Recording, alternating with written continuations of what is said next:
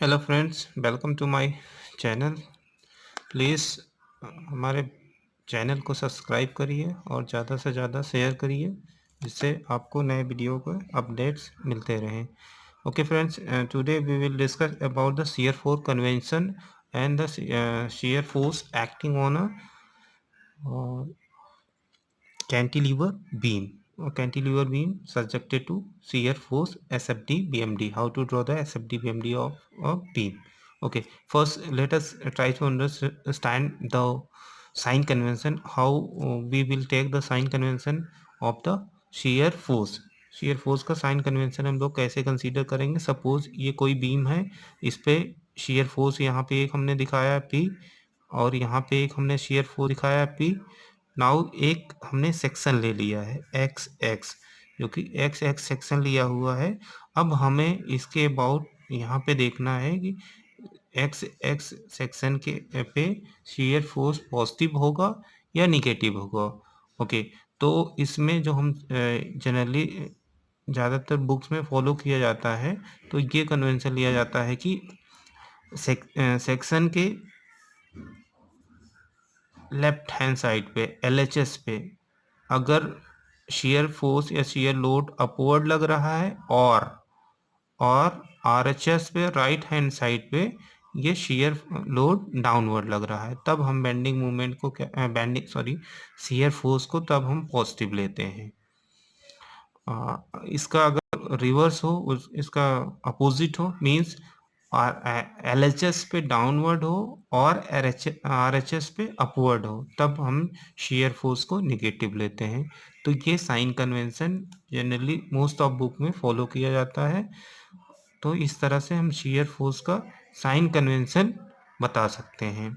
Okay, now let us discuss the transverse shear loading in beam.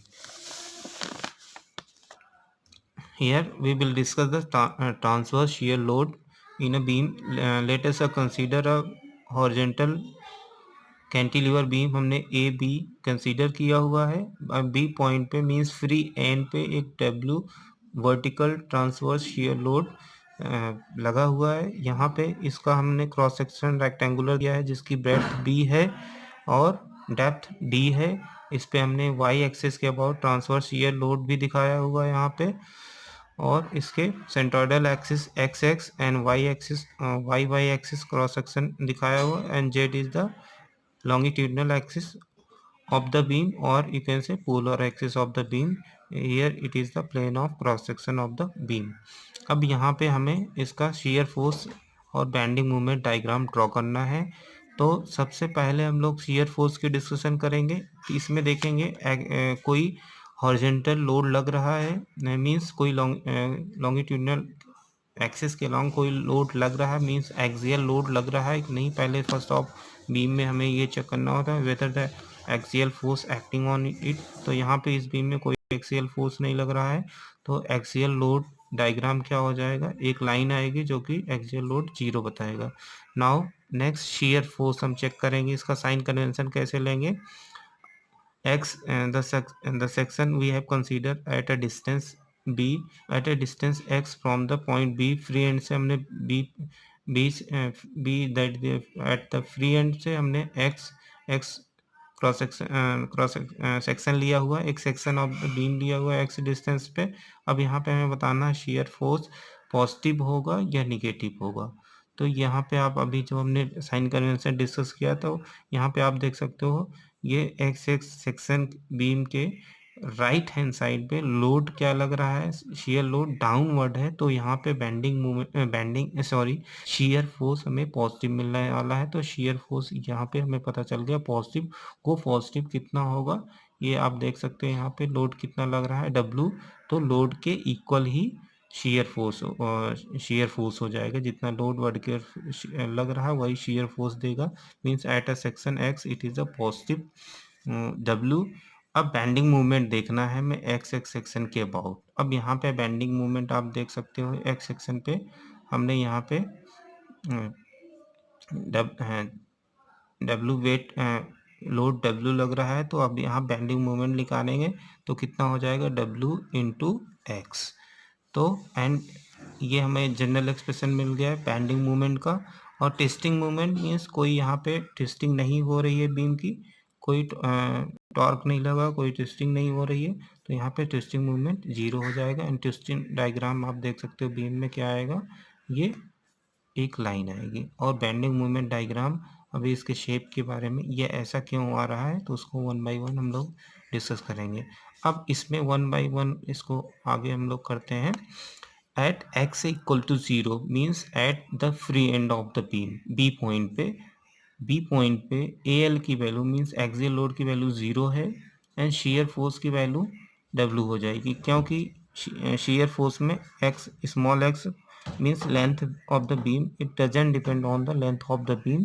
That is यहाँ पे B point पे shear force हमें कितना मिल गया, W के इक्वल, मीन्स यहाँ पे हम इसको पॉजिटिव W बना देंगे। ये आपकी हाइट जो हो जाएगी शेयर फोर्स की यहाँ पे प्लस W के इक्वल हो जाएगी, मीन्स ये height of the shear force diagram W की इक्वल आएगी मैग्नीट्यूड में। Now bending moment at the point B that is x equal to 0 रखेंगे बेंडिंग मोमेंट इक्वेशन में, तो ये आपको 0 मिलेगा, तो ये वैल्यू आपकी 0 हो जाएगी। ट्विस्टिंग मोमेंट तो ऑलरेडी 0 है। Now let us discuss at x equal to L means B point पे, सॉरी A पॉइंट पे मीन्स फिक्स पॉइंट, बीम के फिक्स पॉइंट पे देखेंगे ये कितना होगा। At x equal to L पे अगेन एक्सियल लोड 0 होगा, शेयर फोर्स एट A पे इसकी वैल्यू कितनी रहेगी, W ही रहेगी अगेन, क्योंकि it doesn't depend on the length of the beam. Beam shear force length of beam पे डिपेंड नहीं कर रहा है, तो ये 0 हो जाएगा। Now you can see the bending moment at point A that is M equal to minus, यहाँ पे इक्वेशन में था W इंटू एक्स, तो ये कितना हो जाएगा माइनस W इंटू L। अब इस बीम में हमें मैक्सिमम बेंडिंग स्ट्रेस बतानी है कितनी होगी, तो मैक्सिमम हमें क्या लेना पड़ेगा, मैक्सिमम बेंडिंग मोमेंट लेना पड़ेगा M maximum upon Z that is section modulus ZXX about XX axis. यहाँ पे सेक्शन मॉडुलस एक्स एक्सिस के अबाउट क्यों ले रहे हैं, क्योंकि बेंडिंग जो होगी एक्स एक्स के अबाउट होगी, और क्योंकि लोड यहाँ पे अभी हमने फिगर में देखा था लोड किस एक्सिस के अबाउट लग रहा है, vertical axis means Y, centroidal axis Y के अबाउट लग रहा है। सो बेंडिंग किसके अबाउट होगी, एक्स एक्सिस के अबाउट होगी, सेक्शन मॉडुलस भी एक्स एक्सिस के अबाउट जेड एक्स ले लेंगे, तो यहाँ पे W इंटू एल हो जाएगा मैक्स। आप बेंडिंग मूवमेंट डायग्राम से देख सकते हो मैक्सिमम कितना हो रहा है, माइनस W इंटू एल, ये मैक्सिमम बेंडिंग मूवमेंट है पूरी बीम में, तो W इंटू एल इसका सेक्शन मॉडुलस एक्स एक्सिस के अबाउट 1/6 BD स्क्वायर, तो plus minus 6 omega L into BD square, तो ये हो जाएगा maximum bending stress. Means maximum कहाँ पे होगी, टॉप फाइबर पे होगी, एंड मिनिमम कहाँ पे होगी, मैक्सिमम कितनी होगी प्लस में होगी टॉप फाइबर पे, मिनिमम कहाँ पे होगी, बॉटम पे होगी, एंड बॉटम पे इसकी वैल्यू माइनस में आ जाएगी as you can see here, ये माइनस में रहेगी, minus sigma sorry 6 omega L into BD square.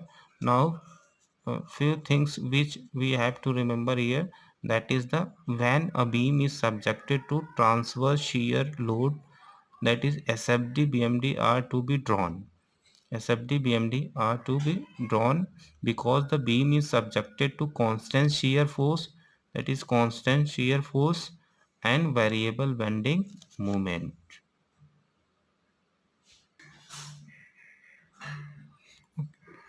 Now the following conclusion can be made when a member is subjected at one end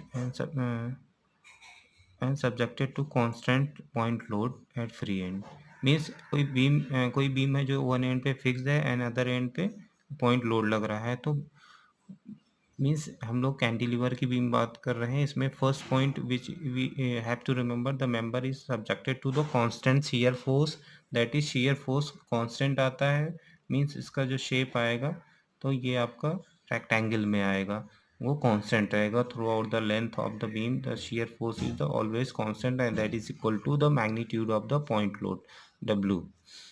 Okay, second point which we have to remember, a member is subjected to variable bending moment and maximum bending moment is equal to W into L, where L is the length of the beam, that is the distance between the point of application of the load and the fixed point. ये कितना होगा कि हमेशा ये W into L, जहाँ पे load लग रहा है वहाँ से और फिक्स पॉइंट के बीच में डिस्टेंस होगी, दोनों का मल्टीप्लाई कर लेंगे तो हमें मैक्सिमम बेंडिंग मोमेंट मिल जाएगा। अब अगर इसी में हम बात करें लोड को L/2 डिस्टेंस पे लगा दें, means mid point of the beam लगा देंगे, तब बेंडिंग मोमेंट क्या चेंज होगा? शियर फोर्स तो वही रहेगा, शियर फोर्स वही रहेगा, कांस्टेंट ही रहेगा उसके आगे, बट यहाँ पे बेंडिंग मोमेंट चेंज हो जाएगा पॉइंट ए पे। वो कितना हो जाएगा बेंडिंग मोमेंट? मैक्सिमम कितना होगा? W इंटू L/2 ये हो जाएगा बेंडिंग मोमेंट, क्योंकि